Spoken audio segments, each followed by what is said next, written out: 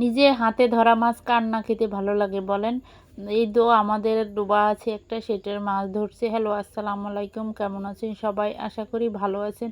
আলহামদুলিল্লাহ আমিও ভালো আছি। এই তো পুকুরে মাছ ধরতে এসে মানে ডোবাটা এখানে কেউ গোসলও করে না। আমার পুকুরে ছোট, ছোট ডোবা থাকে না? ওইখানে অনেক মাছ পড়ছে। আমার ছেলে শুধু পাগলামি করে যে জাল দিয়ে মাছ ধরবে, কিন্তু পারতেছিল না। ইউটিউবে সার্চ দিয়ে তারপর দেখছে যে কিভাবে জাল মারে, তাও শিখছে, তাও পারতেছিল না। আর ওই ভিডিওটা আমি করতে পারিনি, কারণ বাসায় কারেন্ট ছিল না আর মোবাইলে চার্জও ছিল না, সেজন্য আর পাগলামিটা ভিডিও করতে পারিনি।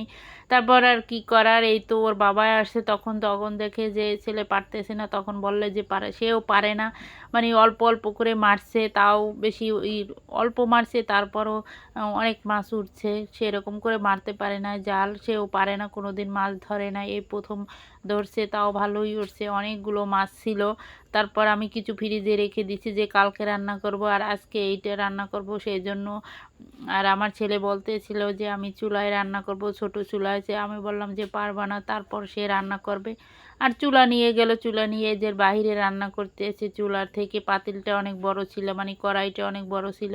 তারপর অল্প অল্প করে যে জায়গায় জাল ছিল ওই জায়গায় দিয়ে মাছ ভাজতেছিল। আর আমি কি করব, আর আমি তো অন্য কাজ করতেছিলাম, আর সে এই যে এখানে বসে রান্না করতেছে।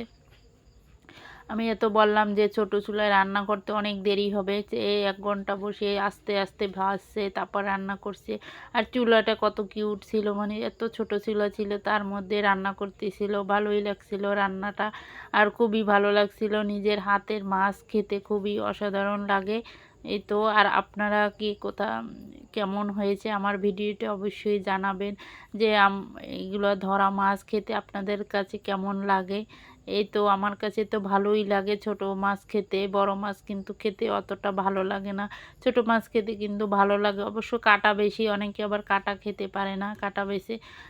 আমি এবার কাঁটা বেশি খেতে পারি, আমার বাচ্চারাও এটা পছন্দ করে, কিন্তু ছোট ছেলেটা খেতে পারে না, ওর জন্য আবার বড় মাছ রান্না করেছি, মানে এর থেকে বড় যে মাছটা ওটাই ওকে দেব, আর কি করার। আর ও তো হাত দিয়ে খেতে পারে না, ওকে খাইয়ে দেব।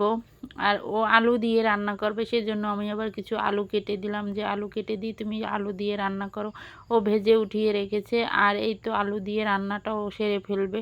আমার ভিডিওটি যদি ভালো লাগে অবশ্যই লাইক কমেন্ট শেয়ার করে দেবেন। এই তো আমার রান্না প্রায় শেষ, ও রান্না করে শেষ। আর রৌদ্র পড়লো, এই দেখেন। আল্লাহ হাফেজ।